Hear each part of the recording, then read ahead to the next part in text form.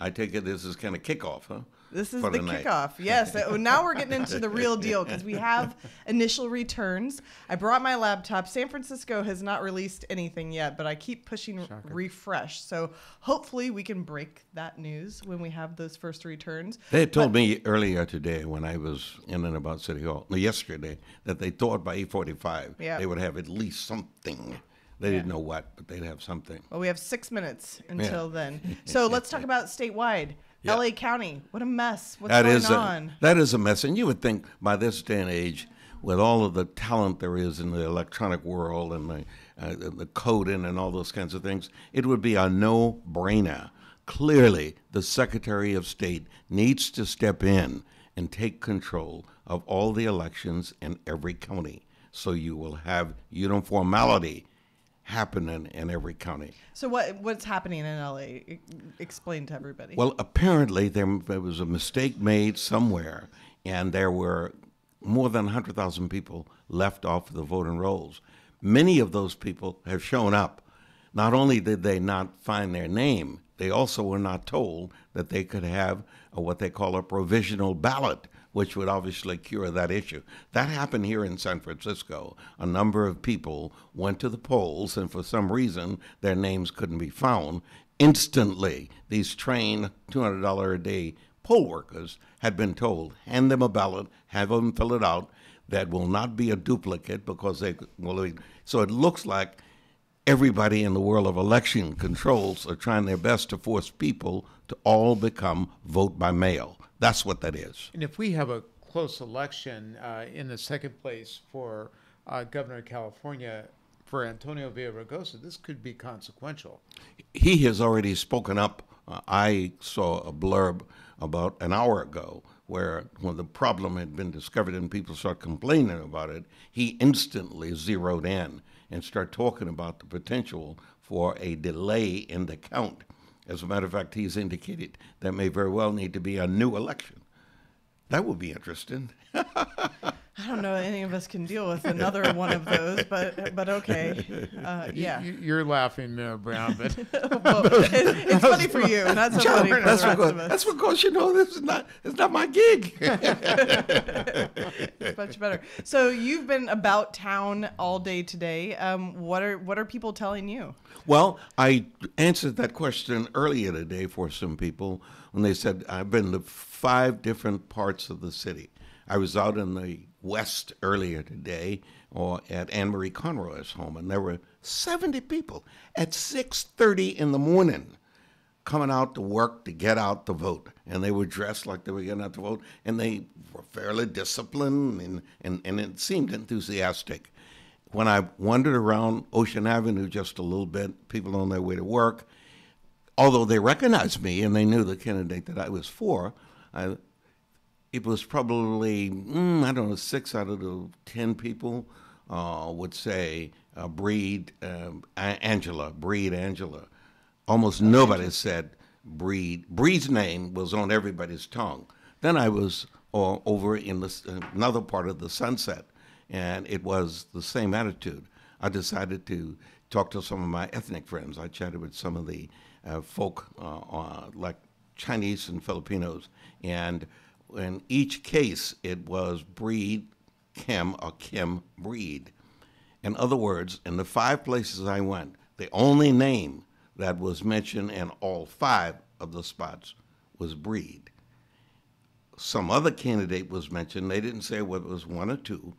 But if you can get your name on everybody's mind in 5 different parts of the city, 5 different constituencies, clearly you're doing what has been done in this city for years, and that is a person who is more central to the city ends up winning. So I would project that if it continues that way, Ms. Breed will be the next mayor. Well, that's really significant because especially with Jane Kim and Mark Leno running as basically a tag team 1-2, a lot of people were wondering where would London Breed get those number 2 votes, and your anecdotal evidence suggests that it's there. Yeah, I'm telling you, I didn't hear, nobody said to me, and of course, they probably wouldn't. No one won't support it.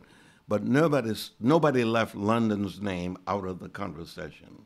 Nobody. on any of the stops that I made. Nobody said, I'm voting for Mark and Angela, or I'm voting for or Kim and Mark. 2 or 3 people, as a matter of fact, shouted at me. One guy on the street shouted at me that he was really angry because of the so-called tag teaming all the other people. In this case, they were only tag team in London. They were doing what the people over in Oakland did to Parada. Right. You remember they said anybody but Parada. Yeah. And it worked. And they had 12 people saying anybody but Parada. But then Parada was universally disliked by lots of people. If you're disliked, he had a long career in Oakland, long time to make some people mad. The longer you stay, the more people you offend. Says the former assembly speaker. Yeah. Double time right now. But I tell you, it was always fun because I always said that get out before there's a real count. And I left before there was a real count. So do you think that the strategy that Mark Lindo and Jane Kim had to affix their wagons to each other, was that a smart strategy for Mark Lindo? Very smart strategy for Mark Lindo, because Mark Lindo tried every way possible in the last minute to penetrate the ethnic minority world, Asian. When you look around, you're over 25% of the votes is going to be Asian. Mark Lindo did nothing all the years that he served in the legislature and in the city. He did nothing to emphasize his interests. You'd find him maybe at the Chinese New Year's, but the family associations, the egg parties, the red egg parties and all, you got to do all those things. There's one unit in Chinatown, for an example, where they change the leadership every 2 months. I am the only person that made all 48 of their swearing-in ceremonies. And they're formal swearing-in ceremonies. They have inaugurations, they have banquets. Every 2 months. Every 2 months they elect a new head. Imagine covering that election. It's amazing. But nobody else. And I literally became almost like Chinese. Mark Lindo never showed up for any of that. So it was smart for him to get on to Jane. It was also smart to him to crack in to the women, because let me tell you, in talking to women, it was clear that none of them mentioned Mark Lindo. They mentioned Jane Kim, they mentioned Angela, and they mentioned London, which means that they had 3 votes. They were clearly considering all 3 votes going to a woman. Mark had to cut into that in one fashion or another, and he was giving up absolutely nothing to Jane Kim, because Mark was a small businessman, and in that world, older gay males are like they're the landlords for some cases. They are the small business people over in the Castro, and she was always a problem for them. And almost everything she has done as a school board member and as a supervisor, she got help taking the badness off of, take the cover off. But in the meantime, Mark doesn't give up anything for that. Does Willie Brown understand San Francisco politics or what? Oh, my gosh. The thing, when you mention the Asian vote, what we're really talking about is the Chinese vote. Yes. And it seems to me that it is starting to bifurcate in San Francisco. You have the Chinatown power, but you also have the West Side voters. They've always been pretty conservative. Are they voting all together? Well, let me tell you, no matter where the Chinese live, they are more conservative than any of the so-called progressives in this town. Mm-hmm. They really are. The organization that I talked about is the 6 companies, and to settle their dispute, they go to these typical arrangements for electing people over and over again. They have family associations. There are restaurants that don't cater to, let's say, maybe the Lee family or the Chin family or what have you. And believe me, there's no outsiders, period. And there's no such thing as a philosophical commitment, period. As a matter of fact, to show you how the Chinese community works, post-election, by Friday of this week, the powers to be that you're talking about from all the elements, I'm hosting them for dinner on Friday night. to Where's start dinner? the process. To start the process, we'll probably do it at the Hilton in Chinatown. Okay. That's the most Right. neutral ground, Right. Because it's not one of the Chinese family restaurants, etc. And we will be talking about. We will be doing what did you on the post side, and you got to know that the whole business of keeping dispensaries out of their neighborhoods, the whole business of making sure their kids get into Lowell, the whole business of making sure the school operation reflects their family needs. Those things have nothing to do with the philosophical issues that the lefties drop in San Francisco. And that's the Chinese community. On the other hand, the Filipino community doesn't really live here. They live in Daly City. But they all work here. They all have, not all, but they have all kinds of things going on here. And they are a community that's really focused. And they have a network where they pass the word, period. And if you don't know that, if you're running, you don't have that kind of connection, you don't know how to get into that, you aren't going to go any place. And then the Southeast Asians, the Vietnamese, really have their own operation, and you have to get into there. And then the Samoans have their own operation. I mean, it is incredible how much focused attention you have to do, and it can't be just during election time. You've got to go when there are other historical significant days and events, period. And you've got to be prepared to hang. Let me ask you, if I could, Mayor, about some of the statewide dynamics going on tonight. There are 7 congressional seats that Democrats are hoping to flip this year. One of the things that you wrote about in your Sunday column is Gavin Newsom's strategy, where he clearly was aiming to get John Cox, the Republican, as his opponent, who would clearly be an easier opponent for him than Antonio Villaraigosa. You defended it, said basically that you have to win, and that there's nothing wrong with the winning strategy. However, a lot of Democrats are nervous that had a Republican been shut out of that race, that it would have been much to the Democrats' advantage in those congressional seats. Is there a possibility that Gavin Newsom could be blamed for if things go the wrong way in November? Well, John, Gavin has never been anything but kind of single in every way. I put him on the Board of Supervisors, replacing Kevin Shelley. We wanted a straight white male to replace an ex-straight white male. You have to make those kind of decisions. You don't admit it, but you have to make those kind of decisions.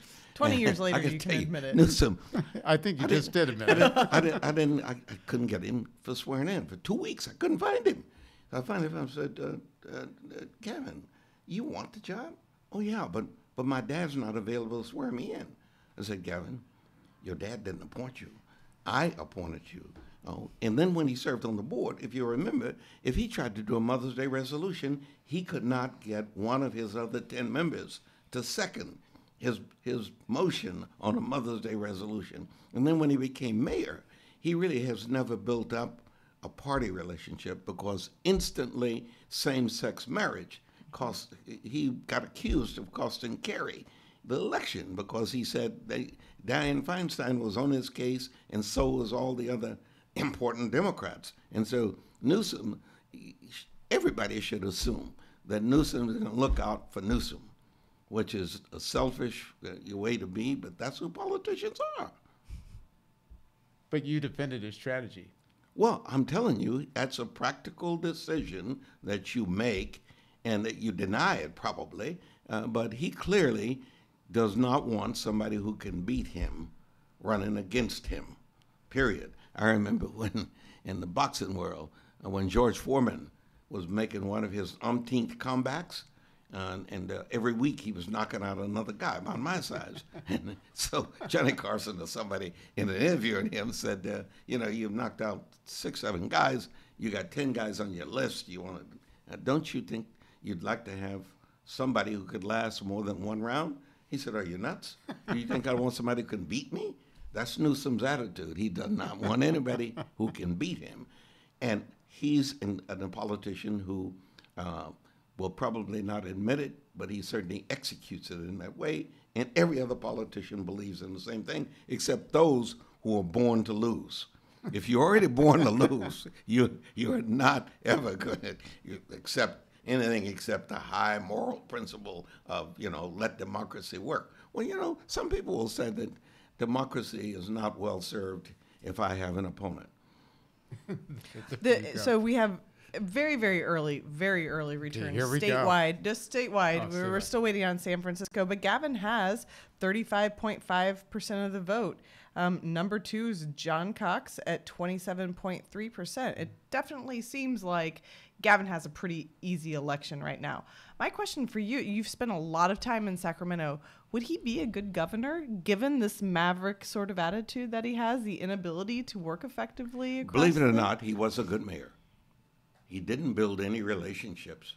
The board, didn't ever challenge him because he was so popular. Newsom is a glamour boy. He's a glamour person in almost every way. And he will do the job that needs to be done. He has executive qualities. He will not be like a super governor, but he will be an adequate governor. Jerry Brown is not a super governor because Jerry Brown is too singly driven.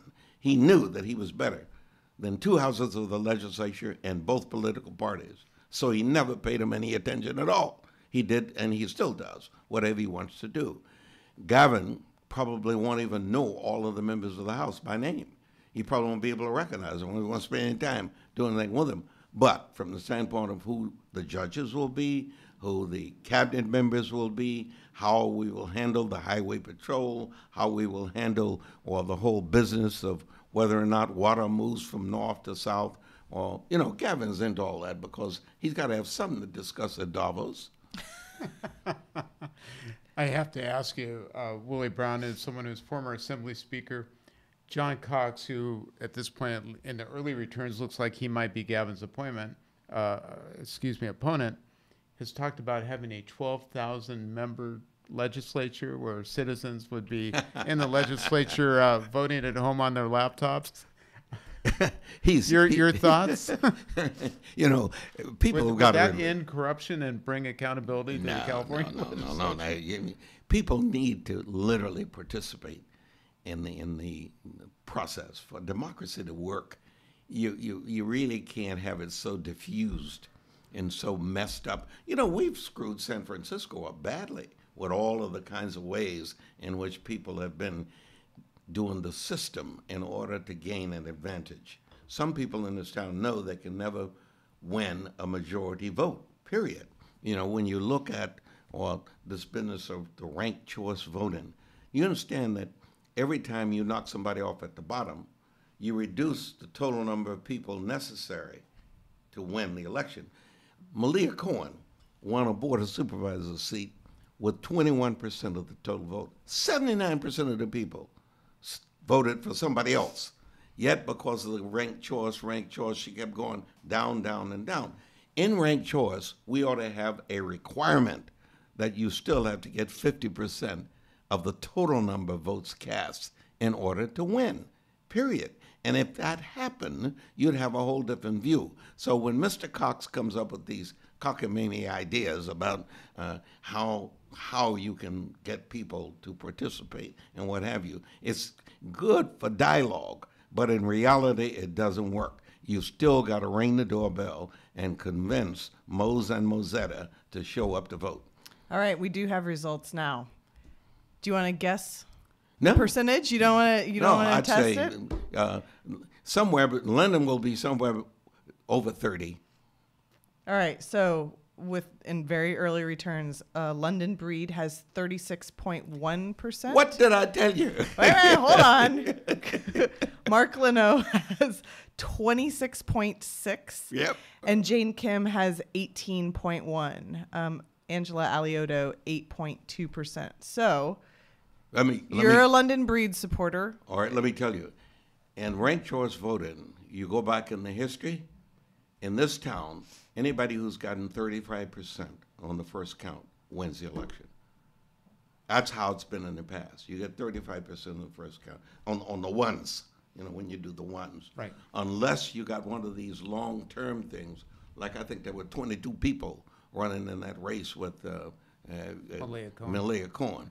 And it took, 9 counts before you got to a point. On the other hand, Don Parada had 35% of the vote first day out. He ended up with 49% of the vote, but he had the highest "I don't like you" reputation of anybody in Alameda County, which is a hard thing to acquire. Hard one. Yeah, that's a hard thing to acquire. You don't want that role. And so I got to believe that the numbers reflect, that's a figure, that comes from the western part of the city. That's a figure comes from the wealthy part of the city, the eastern side of the city. Yeah, older, and that's a good number. Jane will improve on the next round. She'll break 20. We have 77,000 votes so far to count. There's a lot more to count. Yeah. But you're optimistic for your girl. Yeah. She'll be back in room 200. Oh, yeah. Yeah. Yeah. There's been a lot of talk, and Jim Arts has said that turnout looks fairly low this year. Does that surprise you for a mayor's race in San Francisco? It does. It's been shocking to me, John, because the mayor's race has always been almost like the Super Bowl. We've all had great attention, and people have paid attention to us, or the times that we've shown up to talk and scream at each other. Sometimes it's almost ended up in fist fights, and people have been really enthusiastic, and they've really cared. This election did not have that, and I assign much of that to ranked choice voting. It really is a damper. Because it makes everybody be nice to each other. That That's is what correct. Mayor Farrell's saying in a polite way. Yeah, when Ed Lee first won in 2011, if you remember, he had said he wasn't going to run. He'd accept the appointment when Newsom headed to Sacramento, with Newsom's blessing, by the way. And he was not going to run, because he really is a bureaucrat. He was a bureaucrat. But he ultimately became convinced that the city would be better off if the first Chinese mayor stayed in place. He ran. The instructions in his operation was very simple. Simply say to everybody, you have 3 votes. You may like other people, but give me at least just 1 of your votes. And he said that to everybody. He won 9 out of the 11 districts by virtue of the fact in the city, by virtue of the fact that nobody disliked Ed Lee. Ed Lee had filled the potholes in your neighborhood. Ed Lee had gotten the trash out of your neighborhood. Ed Lee had made sure that on the small business side, as the person who did the purchasing for the city, Ed Lee always had a shelter in the trunk of his car. Ed Lee drove himself. He really was very much a part of what the city was about, and that made a hell of a difference. Avalos finished second in that particular race. I think it was David Chu finished third. Dennis Herrera may have finished third, and he was the city attorney at the time. But nobody remembers now. No, but then you had 4 Chinese running, which was one of the most amazing things. You had David Chu in that same race. You had the infamous Leland Yee in that same race, and you had David Chu in that same race. And nobody said, you're splitting up the Chinese vote, because the Chinese, and Lee always said, hey, not a problem, there are 3 of us. There are 4 of us, give us all 3. And it all worked, and it was all low key.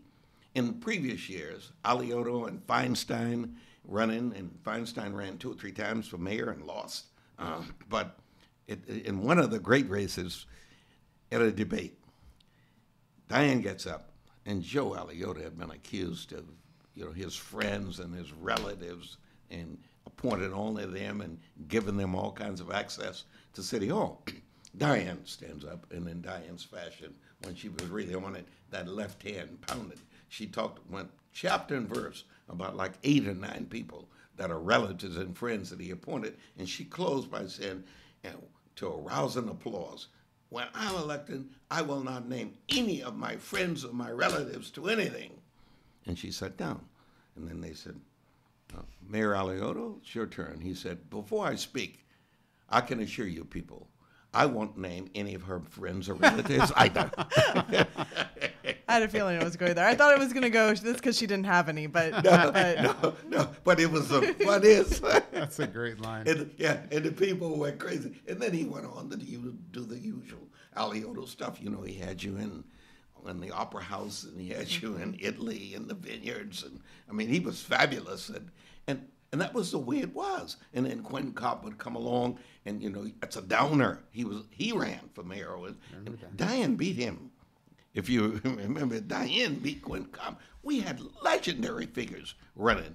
You know, we didn't have people who have never done anything citywide. One of the problems that London Breed had in this race was London has only been a district representative. Mm-hmm. We need to get rid of district supervisors because that's a limited. We got 800,000 people. Why do you need to divide us and so that somebody sits on the board with 8,000 votes and somebody else with 70,000 votes? That's the difference in some cases on how you get elected. I feel like I need to represent the other point of view, which is district elections gave us our first African-American elected supervisor, our first Chinese-American elected supervisor, and our first gay elected supervisor. So arguably, some people that might have been disenfranchised didn't because of district elections. Keep in mind. John is afraid we're getting into district elections. Yeah, we are getting we are getting into the grass, but on that score, we abandoned district elections when Dan White